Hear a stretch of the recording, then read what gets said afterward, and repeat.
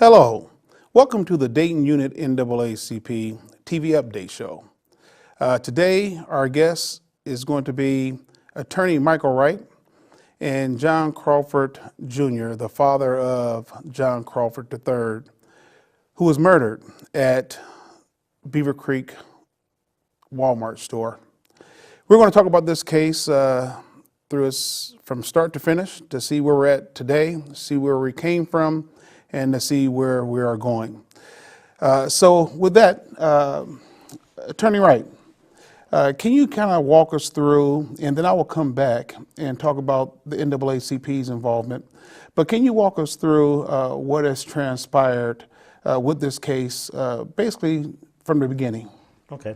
Well, as everyone is aware that on August 5th, John Crawford III was walking through Walmart, picked up a BB gun in which Walmart sells, was walking through the store talking on his cell phone when the Beavercreek Police Department came in and basically shot John on sight, shot and killed John Crawford III on sight.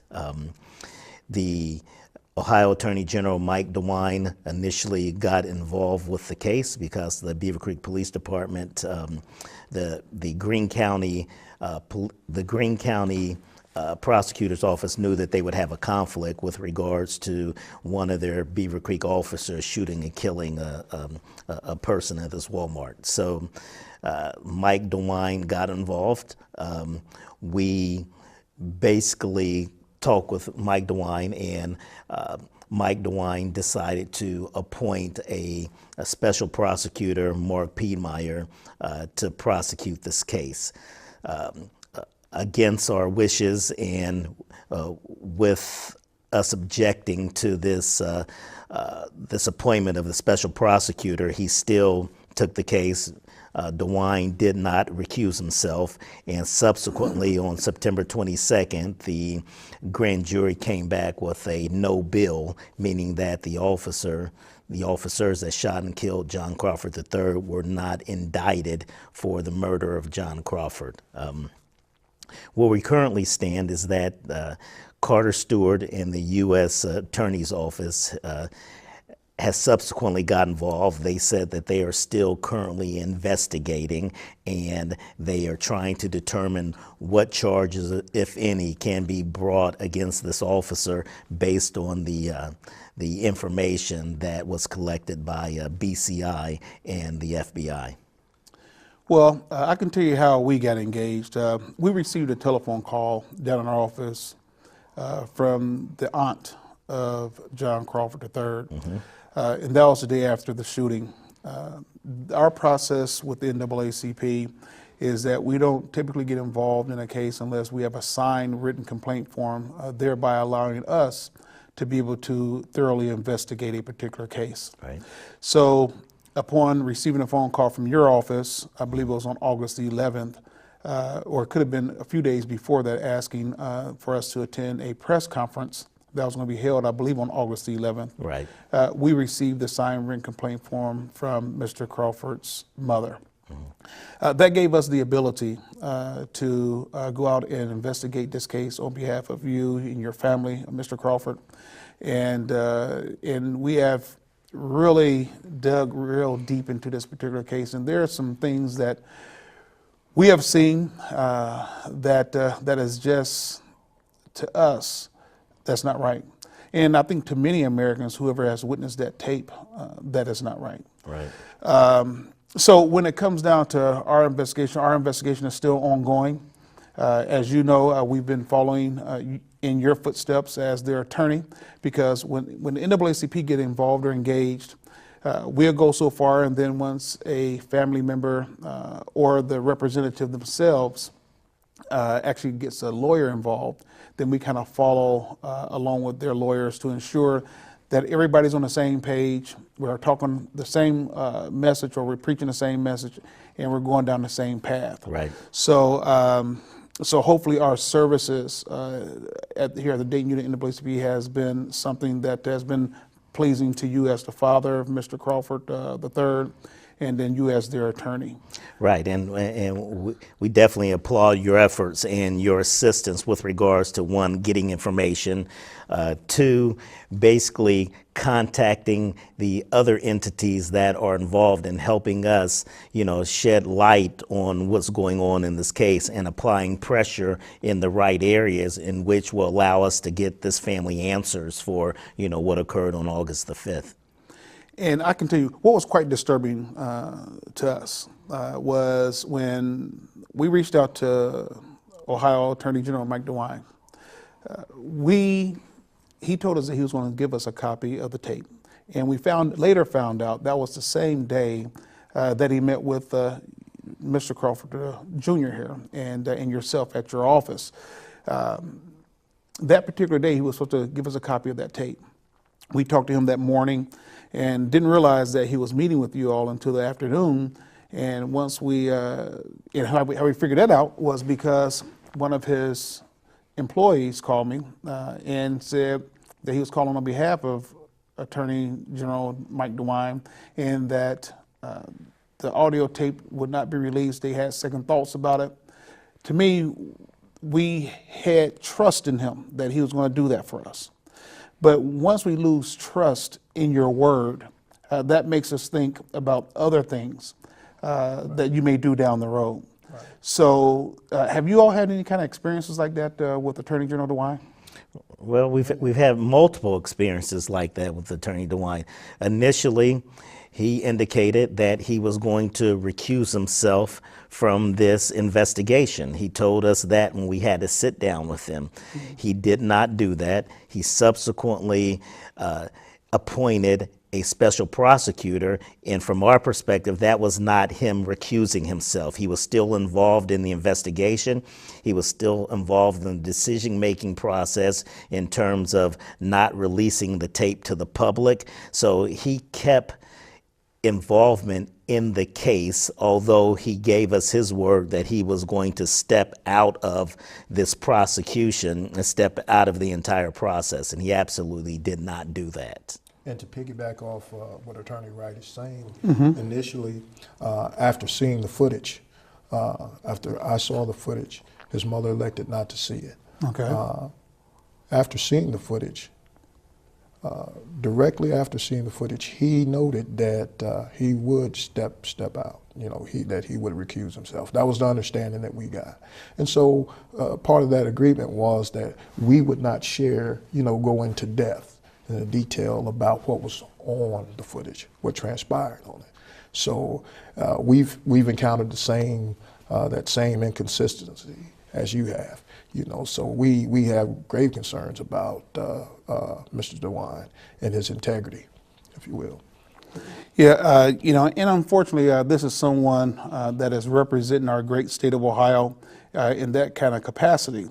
And when you lose trust in someone, someone's ability to be truthful and honest with you, especially if they tell you something, you want to make certain that they keep their word, just as he wanted you all to keep your word, that you wouldn't tell anything that was shown on the video until that time comes. And we did keep our word. We did, in fact, not go into depth about the tape. We said we were the focus was to try to give everybody the opportunity, all entities involved, to do the right thing, essentially, because we only have, we have very, very problematic system, and that's putting it lightly, but it's the only system that we have, and that's inclusive of everybody. So we have to do a better job at alignment and keeping the integrity of the system. We need people to keep the integrity of the system, because it's a very problematic system, as you know, and it's evident. It's evident that it's problematic, because even with transparency and all the evidence that we have, mm-hmm. We still, from the state level, got no indictment, got no justice, after having it, so it just makes you wonder.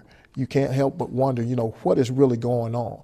What transpired in the walls of of the prosecutor, at the grand jury? What really happened? We don't know, because it's a private proceeding, which I think personally that needs to change.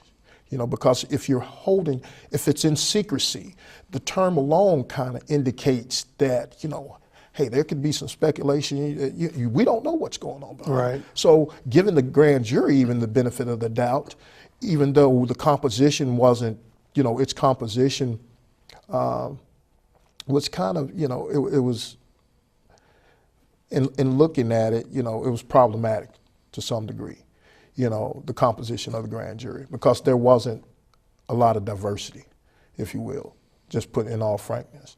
But giving them the benefit of the doubt, the grand jury, we don't know what transpired. We don't know what Mark Pietmeyer showed. We don't know if, in fact, the tape was shown at all, you know. So there's a lot of things systematically that needs to change in order for people and citizens to make a just decision, the right decision. You know, we can only go by received information that we're receiving. That's correct. Before we are allowed to make disposition, if you will. You know, so when you have all these tangible things, but they're not in any type of sequence, in fact, it's kind of disorderly, if you will, you know, it's virtually impossible for a favorable outcome or for a just outcome, you know, because it's conflicting, it's contradicting. So we have grave concerns. And we're sharing with you some of the same concerns with Mr. DeWine, Mr. Pietmeyer also. You know, he called my phone and told me he did not want the case. He specifically told me that on our way back from the U.S. Attorney's office. We weren't on the road 15, 20 minutes. He called my cell phone and said, well, Mr. Crawford, I didn't want the case. But nevertheless, he was forced to take the case. He was made to take the case because, and I will quote, I'm doing as I was told. Well, that's interesting because that probably tells the many Americans who have witnessed this video, especially when they link the audio up with the video, that tells us as an American people that if he didn't want the case, that he may not have even wanted an indictment. So therefore, he probably did not aggressively pursue and use all the tools that he had at his disposal with talking to the grand jury. So that right there is very, very disturbing to me, that he would tell you, the person who's going to be sequestering this grand jury, that's going to be presenting evidence to this grand jury, that he didn't want the case. Well, and to piggyback on that, when he got assigned or appointed this case, he was on his way on a 2.5-week vacation. So I think that was one of the concerns. When he got back, he had about 4 days to prepare this case to take to the grand jury, with thousands of documents, with multiple cameras, with this volume of evidence, and this man only having several days to put this together. One, we don't believe that he was necessarily prepared. Two, we believe that the outcome was what they wanted the outcome to be. Because getting a probable cause determination through a grand jury is not that difficult. With this type of evidence, it should have been very easy to get an indictment. From our perspective, all you had to do was show the tape and show the inconsistencies in the officer's statements versus what was shown on the video. Detective or Officer Williams said that he thought that he was in fear of his life and that the children and that customers were in imminent danger, that he indicated that Mr. Crawford made a threatening move towards him when in fact that's the reason why he had to shoot. And that's absolutely inconsistent with the video. So from our perspective, showing the video, reading his statement, that in and of itself should have been enough, more than enough, to have the grand jury make a probable cause determination against Officer Williams. Yes, and we agree with that. And I think many Americans would also agree with that, especially the ones who have actually viewed that audio and video linked together. That, in fact, Pete Meyer is one who put that together. So they can't say that somebody else put this tape together, sync that, the audio with the video. Right. This is something he put together. Right. And when he put that together, it definitely shows that the information that that Mr. Ritchie was communicating to the dispatcher was absolutely not true. Right. And we're a little concerned about they did not use any type of experts to come and testify at the grand jury. We hired an expert that says that when there was a command given, there was 0.36 seconds between the last command and a shot. So a little more than a third of 1 second. So less than half of a second between when a command was given and a shot. There's absolutely not enough time for Mr. Crawford to have responded. That was shooting Mr. Crawford on sight, and that is illegal. And from our perspective, that should have been very easy to indict this officer on, either murder, negligent homicide, reckless homicide. There should have been some charge that was, in fact, that these officers should have been indicted on.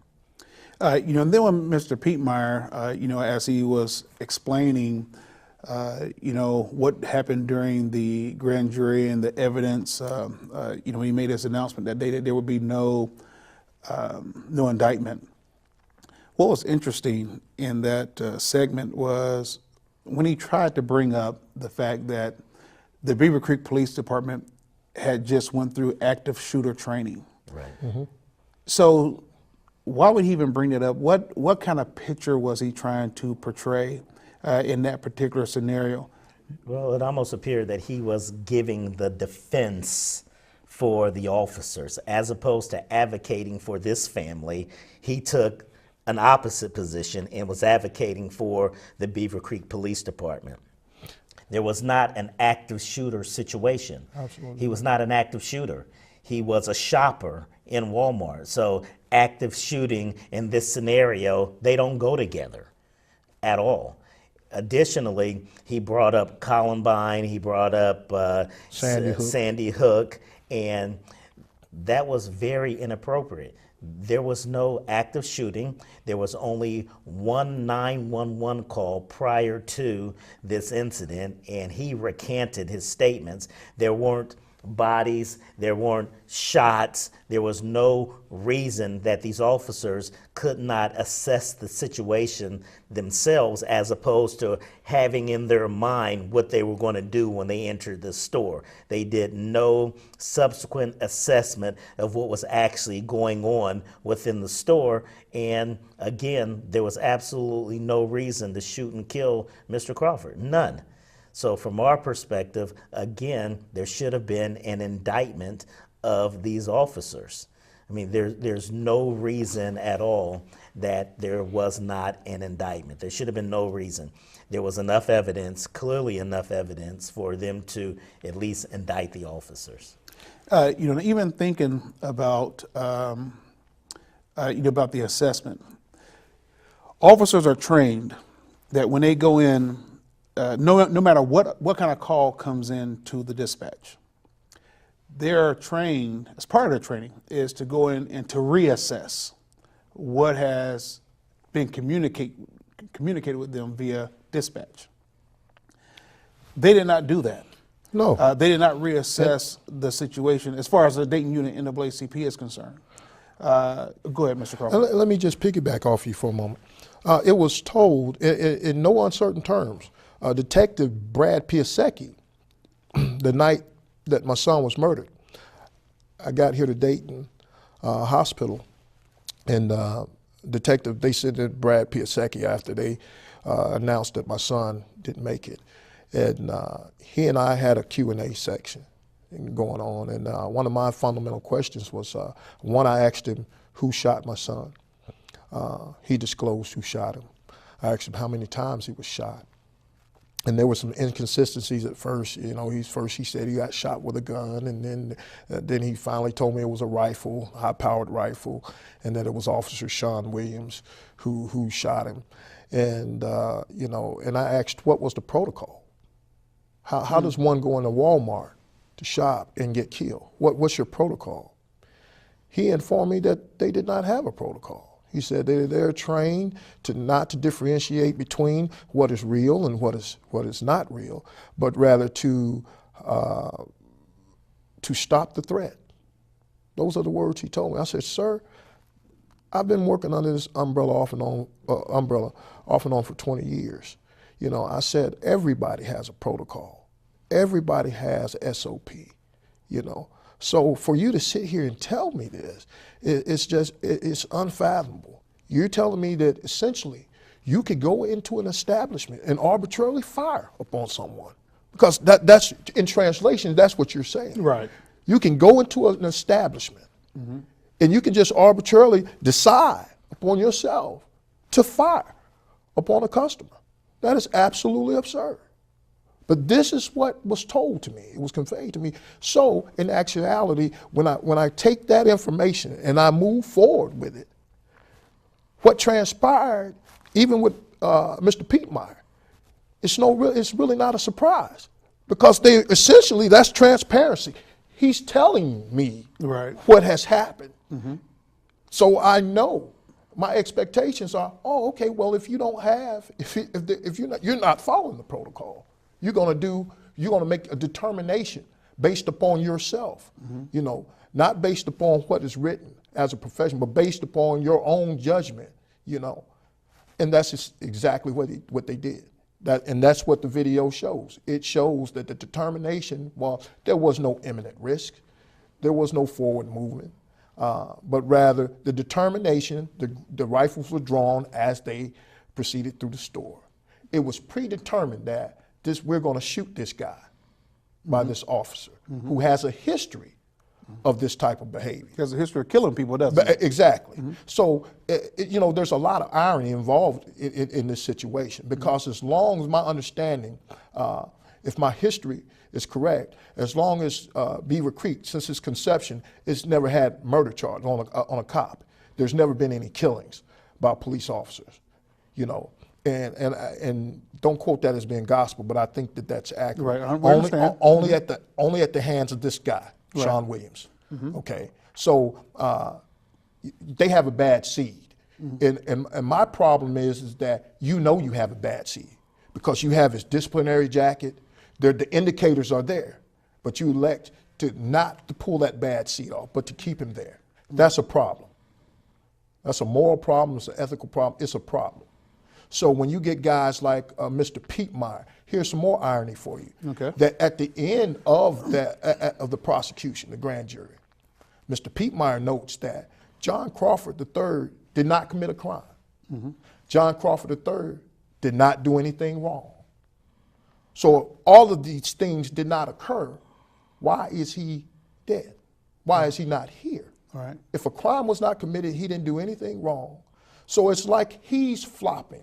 He's playing both sides of the fence. Right. As is his predecessor, in a sense, if you will, Mr. DeWine, trying to play both sides of the fence. That's politics. That's not being a police officer. That's not being a prosecutor. And I'm not an attorney, but I have worked under this umbrella for a long time. And the last I checked, all my family wanted is fair justice.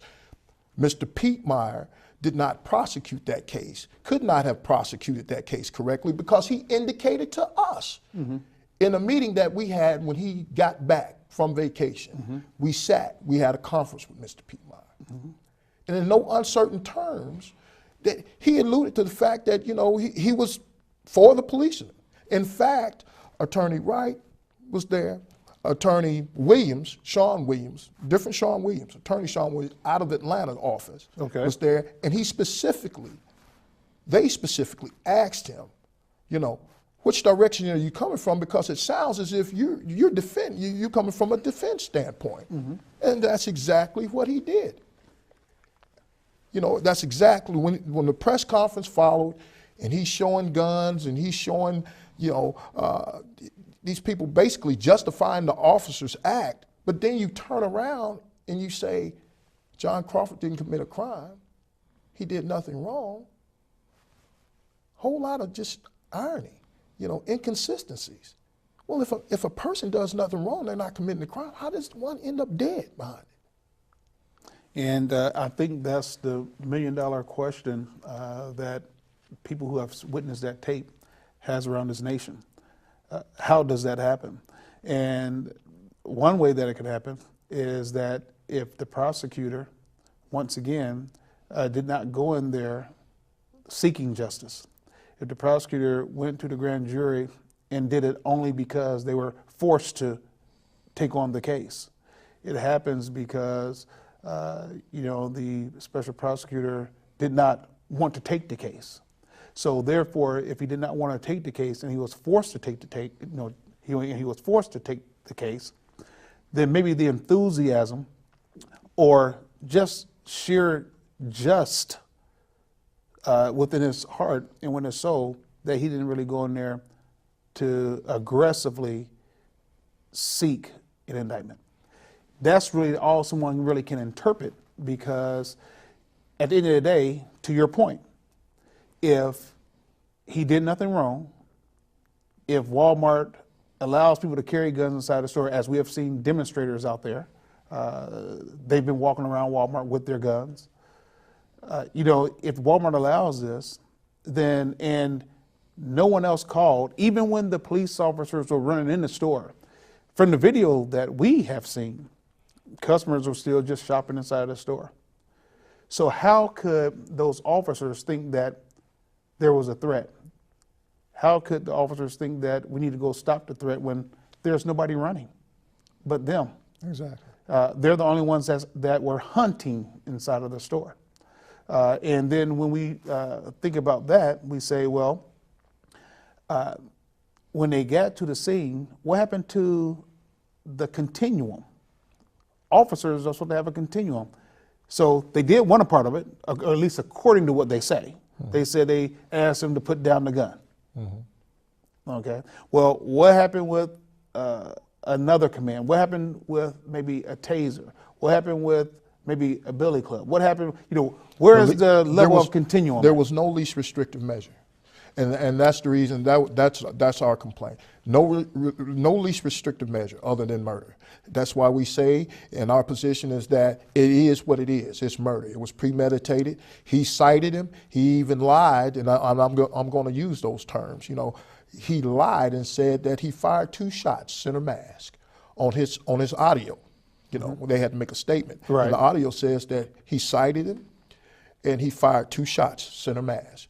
And we all know, and if we who all don't, my son was hit twice with 6 holes in his body from the side. So, that was just a flat out lie. He did not hit him anywhere center mass. The shots were through his body. And he conveniently left out the fatal shots. He saw that he was bleeding profusely. These are his words. And he requested tourniquets. Okay, a tourniquet's not going to do any good, when you've got a one through your body, through the internal organs, and that was the fatal shot. But he conveniently left that out. So, what are the next steps? What are we?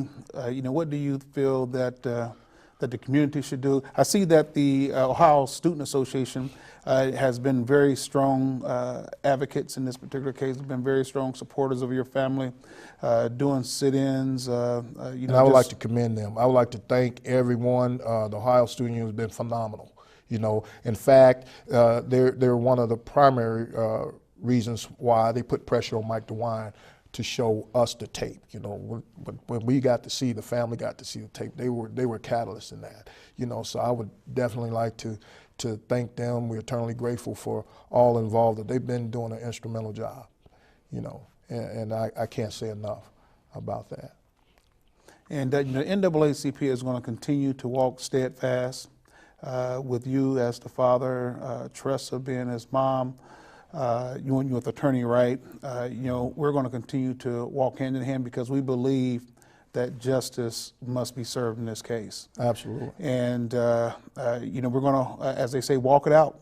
Until justice comes down like righteousness, and righteousness like a mighty sea or mighty storm, or something like that. That's right. But we just want to make certain that that we are doing our part. We need to continue to contact the U.S. Attorney's Office. Absolutely. Okay. Carter Stewart.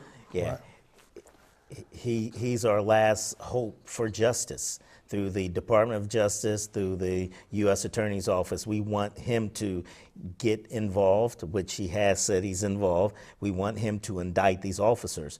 And we want to mention also that, again, there were 2 tragic losses on August the 5th. The family, we'd also again send our condolences to the family of Angela Williams, who was a young lady that died as a result, from our perspective, of the Beavercreek Police Department just firing inside of this Walmart.